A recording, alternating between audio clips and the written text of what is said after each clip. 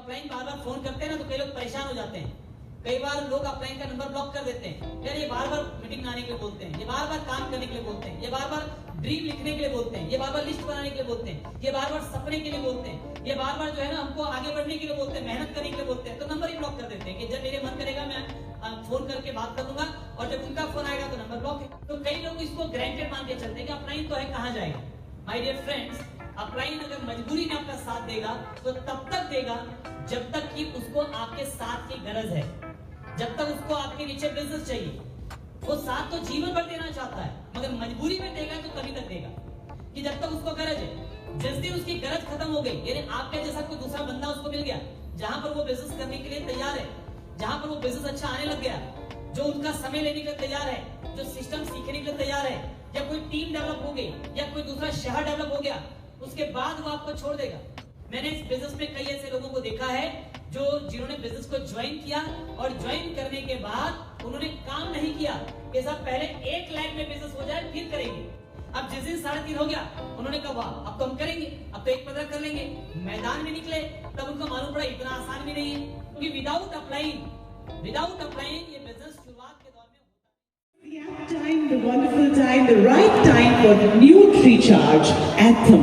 Let's get ready, everyone.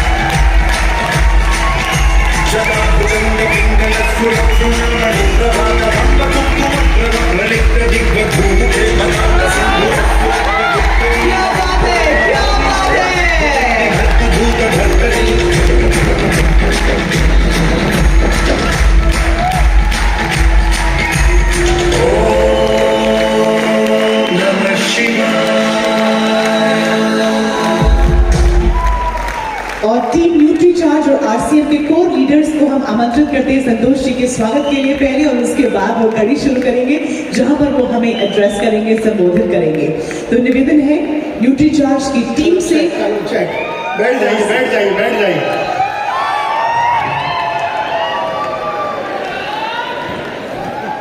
किरण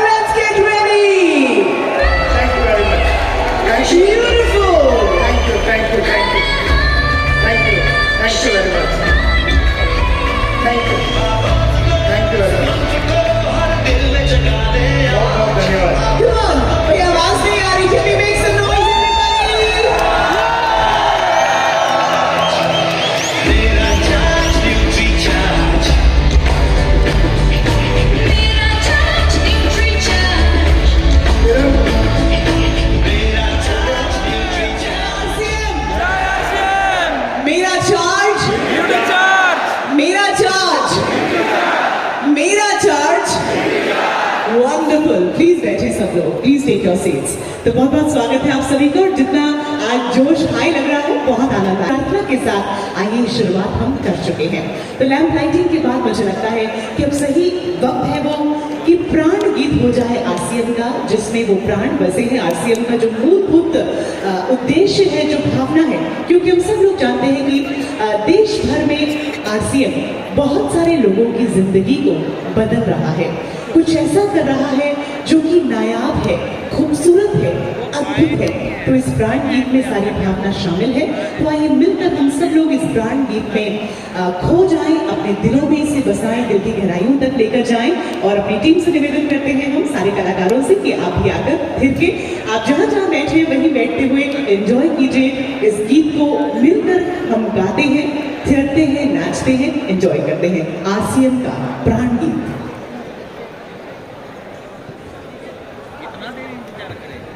बिल्कुल सही बात है। इसमें नाचना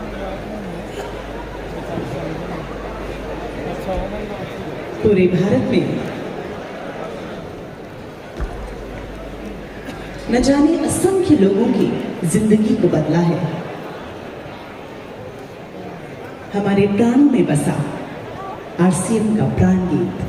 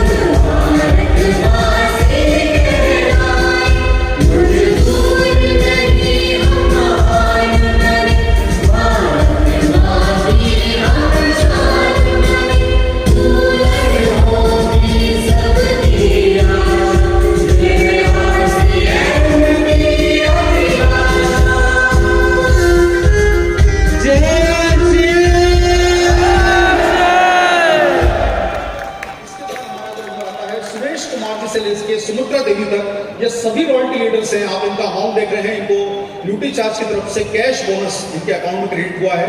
मैं चाहता हूं कि इनके सम्मान में भी एक बार जोरदार ताली होनी चाहिए।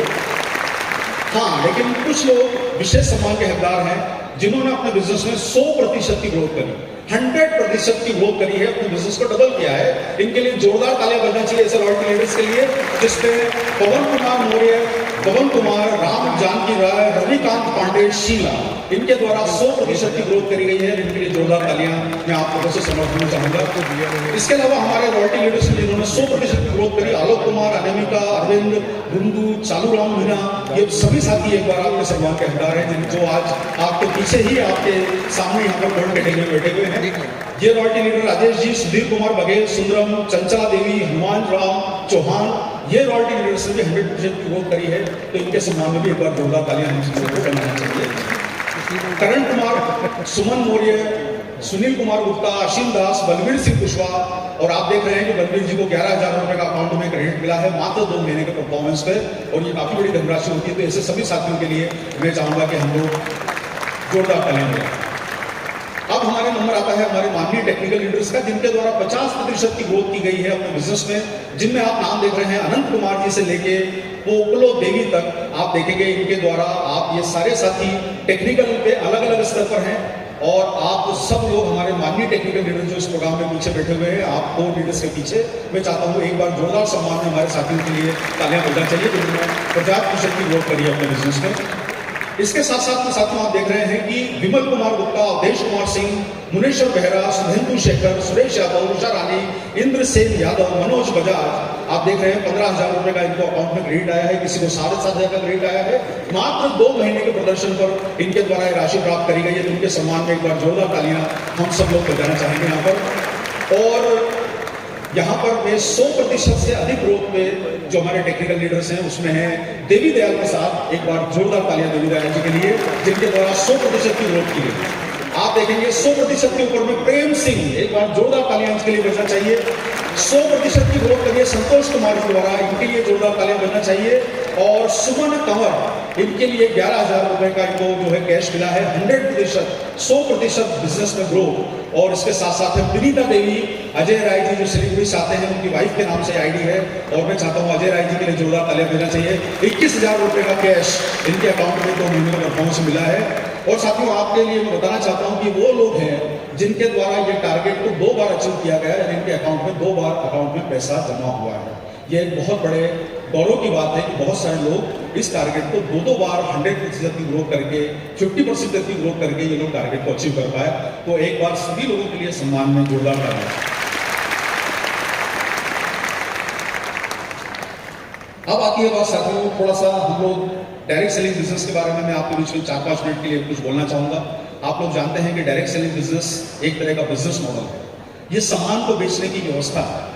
रिटेल इंडस्ट्री एक सामान को बेचने की व्यवस्था है, एक ऑनलाइन इंडस्ट्री सामान को बेचने की व्यवस्था है। डायरेक्ट सेलिंग भी उसी तरीके से अपने प्रोडक्ट को ग्राहकों तक पहुंचाने की व्यवस्था है।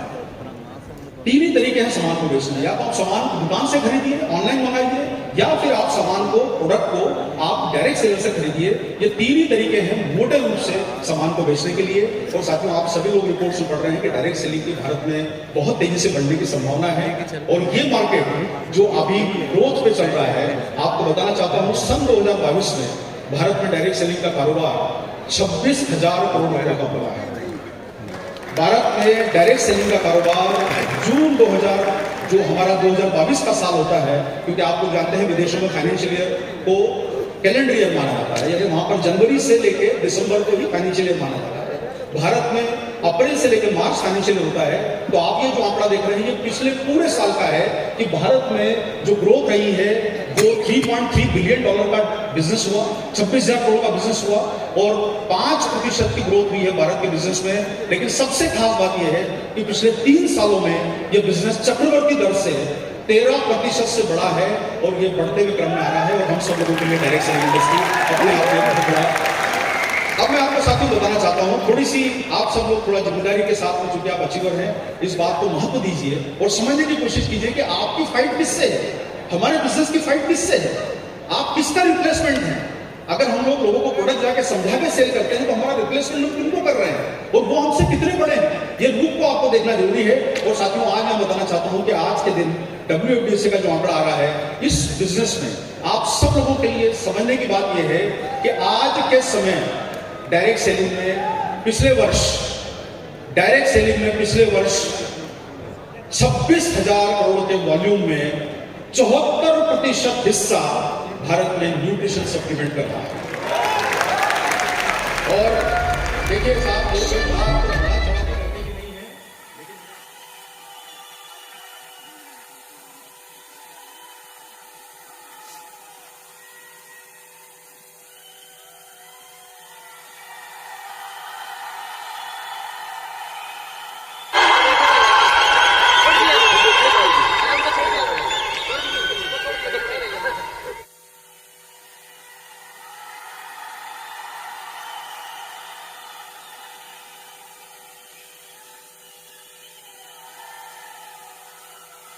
आज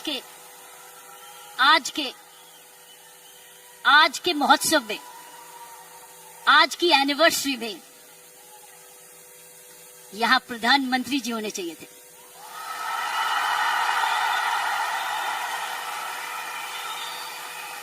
ये तो दृश्य उनके लिए है, ये दृश्य हमारे प्रधानमंत्री जी के लिए है।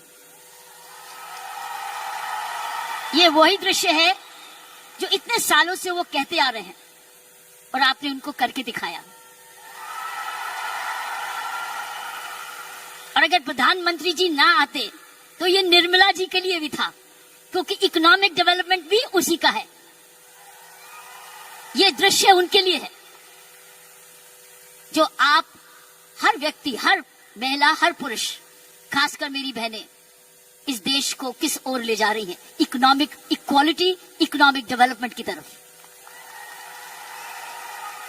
सो मैं समझती हूं प्रियंका जी, आपको तो प्रधानमंत्री जी को बुलाना चाहिए था, आपने मुझे नहीं बुलाना चाहिए था।